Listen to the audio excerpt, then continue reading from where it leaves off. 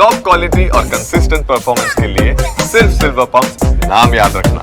જૂની પેન્શન યોજનાને લઈને ફરી એકવાર અમદાવાદમાં દેખાવો થયા। કેન્દ્ર અને રાજ્યના સરકારી કર્મચારીઓએ આ દેખાવો કર્યા અને વિરોધ પ્રદર્શન કર્યું હતું। ભદ્રકાળી મંદિરથી જિલ્લા પંચાયત સુધી વિરોધ રેલી યોજાઈ। યુનિવર્સિટી અને કોલેજો સહિતના કર્મચારીઓ તેમાં જોડાયા હતા। આ જૂની પેન્શન યોજનાની માંગ ફિક્સ પગાર પ્રથા નાબૂદ કરવા માટે માંગ ઉઠાવવામાં આવી। 8મા પગાર પંચની અધિકૃત રીતે નિમણૂક કરવા માટે માંગ કરવામાં આવી છે।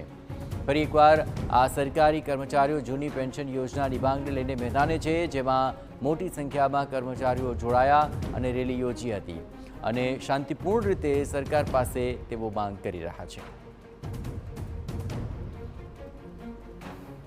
જૂની પેન્શન યોજના ફરીથી અમલીકરણ થાય અને નવી પેન્શન યોજનામાંથી અમે લોકો બધા જે શોષણ અનુભવીએ છીએ એમાંથી મુક્તિ થાય એ માટે એક વિરોધ નોંધાવીએ છીએ। બધા જ અહીંયા ભદ્રકાળી મંદિરે ભેગા થઈ માતાજીને ધ્વજારોહણ કરી અને અમે લોકોએ આ વિરોધ છે એ શાંતિપૂર્ણ રીતે સરકારમાં સરસ રીતે રજૂઆત થાય એ રીતે અમે નોંધાવીએ છીએ। મોટી માંગ જે છે ઓલ્ડ પેન્શન ફરીથી લાગુ કરો। જે સરકારી જે મંત્રીઓ છે એ બધાને એક દિવસના મંત્રી બને, એક દિવસના ધારાસભ્ય બને કે સંસદ સભ્ય બને તો પણ એને ઓલ્ડ પેન્શન મળે છે, જ્યારે સરકારી કર્મચારીઓને જે 2004 પહેલાં ઓલ્ડ પેન્શન મળતું હતું પણ 2004 પછી બંધ કરવામાં આવી છે તે ફરી લાગુ કરવામાં આવે।